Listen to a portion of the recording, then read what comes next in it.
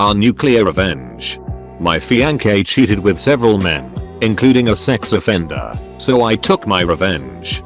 After being asked by many people why that wasn't posted to Nuclear or Pro Revenge, I have decided to try again. Moderators at Pro explained why it didn't qualify and suggested Nuclear, but it never posted after my submission. I think maybe it was because my account was only days old, so fingers crossed it works this time. I met my ex in 2012, right after I had just turned 30. I had only dated and been with women exclusively until I came out as bisexual at 28. Let's just say the year I was 29 was a busy year making up for what I missed out on. It was mostly casual hookups, yes, safe. And I did try dating 2 different guys for a few weeks, but it just never worked out or got serious. I kinda figured that I'd probably end up marrying a woman or not getting married at all because I just didn't see myself catching romantic and sexual feelings for a guy. Then I met Ryan. From the first date it was just like the only other time in my life I had fallen in love, butterflies, constantly thinking about him, wanting to spend every moment with him.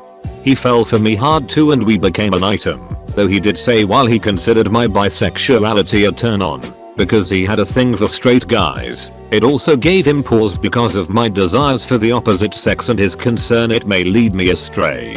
I thought about it and understood it was a legitimate worry, but assured him that I couldn't even think about anyone else because I was really into him. Note, I knew he was the one by the end of the first month and I was in love, but I wasn't going to say these things too soon and risk scaring him off. On our first date he admitted to me that he was legally blind due to a genetic disorder and that it was progressive and eventually he would only have a sliver of his peripheral vision. He immediately said he understood if I didn't want to see him again because no other guy had wanted to date him and be his driver all of the time. I grew up with a brother in a wheelchair who never learned how to walk or talk due to misdiagnosed meningitis at 6 months old back in the 70s. I told him that and said that what my brother had was a severe disability, so in my perspective, his blindness had no effect in my feelings and that always being the driver was a small sacrifice just to be with him. The following years were bliss. We brought out the best in each other.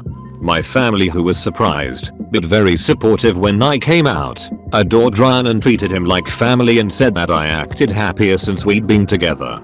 When I met him he was working part-time in retail and had done very poorly in high school because he lost a lot of his confidence as his vision deteriorated. I told him that one thing I did insist on was that he do something with his life because he had too much to offer and that I would help. He said that he'd wanted to be a teacher but didn't think someone with limited vision could teach. Nonsense. So I put him through community college for 2 years, then 2.5 years of a local university and finally the 1-year teacher certification program as required by California. I drove countless miles and paid hundreds in public transportation costs for him, never blinking an eye or complaining. We'd been together for 7.5 years and were engaged to be married in October by the time he was in his last semester of his teaching certification, which involved him student teaching at his former high school with his favorite teacher from his days in school. Then the pandemic hit and schools closed. Fortunately he'd had enough hours in the classroom that he would still qualify to be certified after the governor issued a waiver via executive order. On the 3rd day of the stay-at-home order in March my life crumbled when I innocently found out he had cheated on me with an ex, all because he handed his phone to me to show me something on Instagram. I accidentally fat-thumbed the back arrow when he gave it to me, taking me back to a list of all his messages. I looked and recognized the name of his ex as the second message, dated a week ago. I clicked on it and my heart sank. Directions to my house, pictures, dirty talk, and reassuring him not to worry about me because he had my location on my Find My Friends, just in case I came home from work. I immediately started screaming, demanding to know everything, and he admitted to having his ex over twice for sex and that they didn't use protection. His ex was engaged to his GF during this, adding another victim. Then he admitted to sleeping with his straight but curious recently single cousin. By marriage, twice, again no protection. Finally he admitted to sleeping with a supposedly straight guy he and many of my cousins went to school with, who I told Ryan I really didn't like him or want them talking because I didn't trust him after what I'd read about him.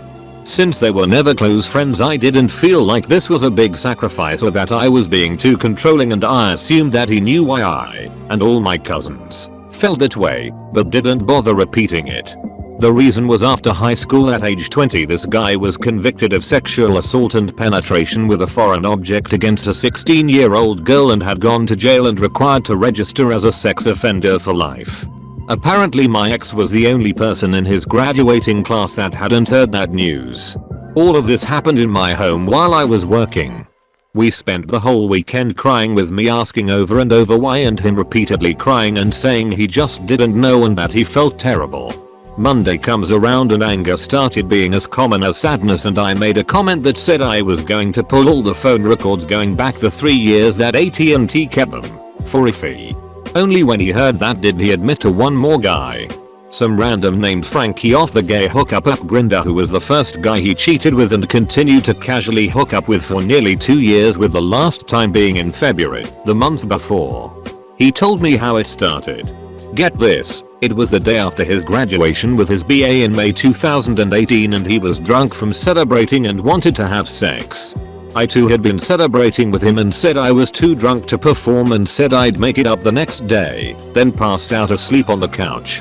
Apparently he was angry horny because he downloaded Grindr, chatted with this Frankie fellow and arranged to have sex in his car in a church parking lot across the street from our condo, which happens to be across the street from a school. This fact is important later, all while I slept on the couch. All the times they hooked up after that was again in my condo while I was working or visiting a friend for the night up the coast. He used to love going but started saying he couldn't occasionally because of homework and studying. I absolutely lost it. Told him to get in the car and I drove him to his family's house so he could tell them what he did so they understood why he was moving back into their house. While he was in the house I was in the driveway on the phone with AT&T ordering the 3 years worth of detailed call text logs. Then made an appointment to be screened for stees. I suspended his service until he could figure out how to pay for his own damn phone. Then I temporarily changed all his passwords on the social media accounts he cheated with, and to make sure he couldn't hide more evidence so only I would have access to his cloud, we shared each other's passwords on his suggestions years before. I also called the bank and issued a stop payment on his final tuition check that I had sent to the certification program the week before and hadn't hit the bank yet. Before deleting his social media, except Facebook, I took screenshots of the entire Instagram conversation with his ex and mailed the conversation to his fiancée, who deserved to know so she could see a doctor and get tested too. His family was very religious and had kicked him out in high school for 3 days when he tried to admit he was bi and only took him back in when he took it back. Needless to say, she ended it. He got kicked out. One down. He came back out to the car and we went home. I took his house key and told him to say goodbye to our 3 pets and get packing. The entire time he packed I studied those phone records to find out dates, times and if there was anyone else he was leaving out. He answered every question I asked and it was then that I discovered that the sex offender and he had only had oral sex in my home and that the actual sex was in the same parking lot he screwed the Frankie guy in. The wheels started turning and the next day I walked over to the church and sure enough spotted a camera. I spoke to a secretary, sweet old lady, at the church and informed them about a registered sex offender having sex in their lot and that not only was it a violation of his parole for indecent exposure, but that he was not allowed to be that close to a school, and I provided the date. I was in luck. They had a digital 2-year loop system that started deleting day by day after it had been retained for 2 years. It was April 2020 and he first cheated with Frankie in May 2018 and the sex offender was in April 2019. I told them I was filing a police report and that probation would require a copy of it eventually. They said they would save the file and allowed me a thumb drive of both days to submit with my police report. Within a month the sex offender was locked up again. 2 down.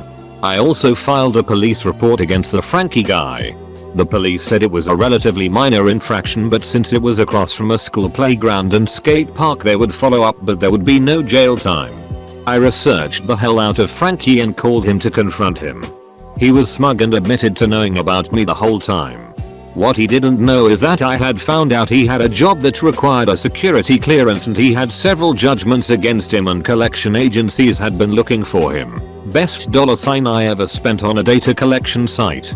I didn't know why they couldn't find him and just garnish his wages, but it ends up he was Hispanic and had 2 last names and was a JR. Plus he frequently by his middle name Francisco, Frankie for short, so he got lost in the paperwork confusion.